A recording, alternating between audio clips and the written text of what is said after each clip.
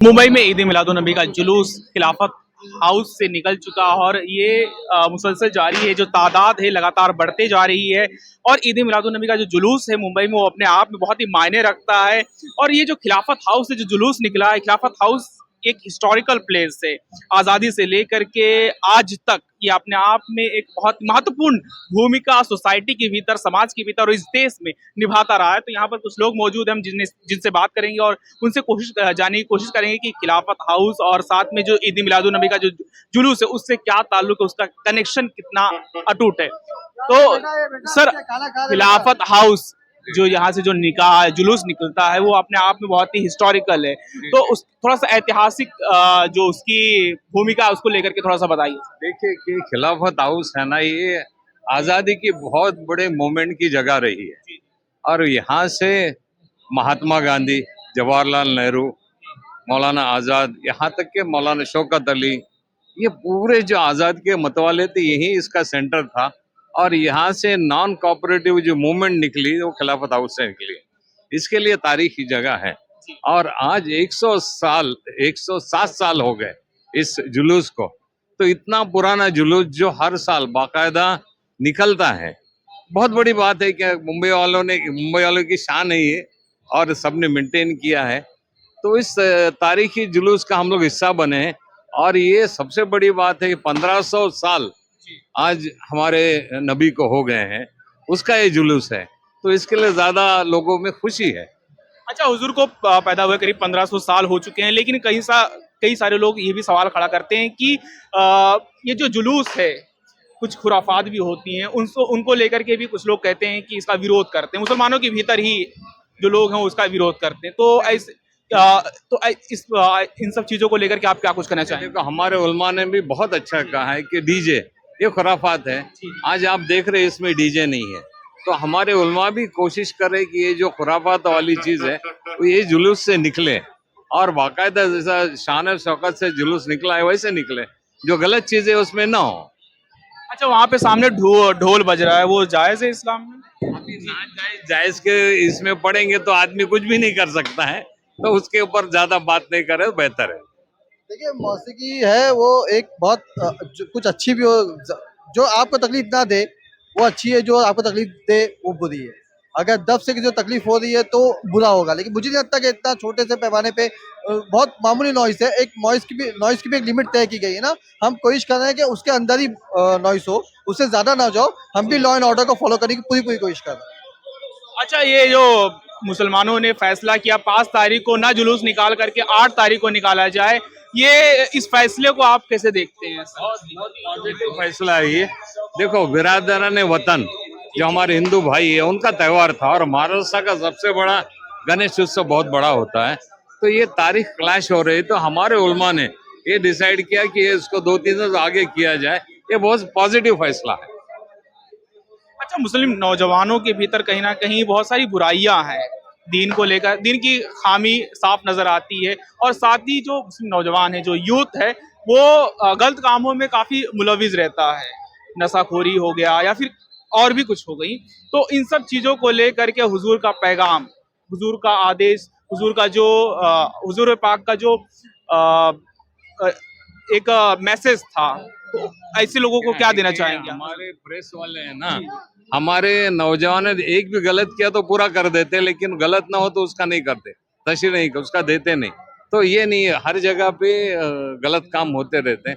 हमारे नौजवानों को बदनाम नहीं करना चाहिए ना। हो सकता है सब में है, हिंदुओं में भी है, मुसलमानों में, दूसरी कौमों भी लोग बच्चे गलत कर सकते हैं, लेकिन हमारा ज्यादा हाईलाइट होता है, दूसरों का ज्यादा हाईलाइट नहीं होता, ये फर्क है। हमारा हाईलाइट ज्यादा होता है और दूसरों का हाईलाइट क्यों नहीं होता है? क्या वजह है?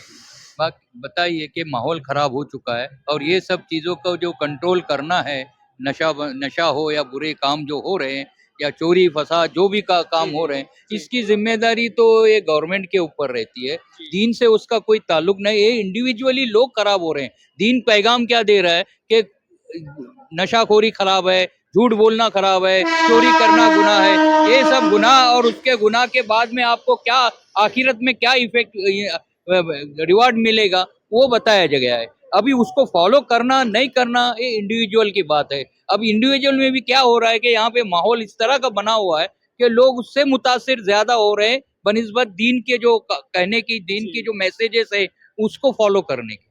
तो ये मसला उसका ही है।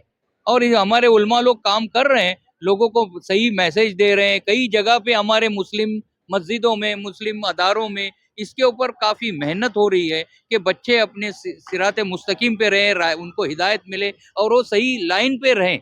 लेकिन फिर भी माहौल का असर तो पड़ता ही है। और ये माहौल का असर है जो दूसरों पूरी हर कम्युनिटी में ये मसला आया हुआ है कि सब परेशान है, हर वालिदैन परेशान है।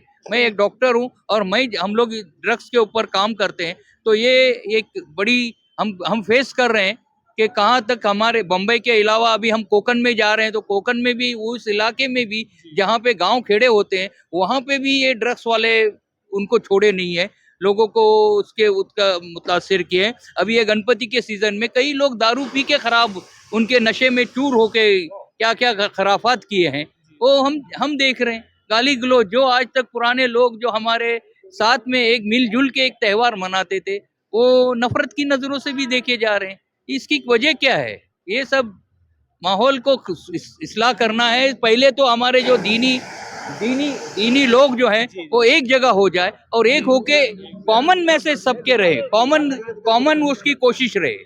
अच्छा, हजरत मोहम्मद सल्लल्लाहु अलैहि वसल्लम दुनिया और इंसानियत के बहुत बड़े पैरोकार रहे हैं, रोल मॉडल हैं दुनिया इंसानियत के लिए, लेकिन उनकी जो सोच है उस सोच को प्रोपेगेट करने में, उस सोच को स्प्रेड करने में क्या ऐसी चीज रह गई कि खामी रह गई, यूथ तक, आवाम तक पहुंच नहीं पाई सही से?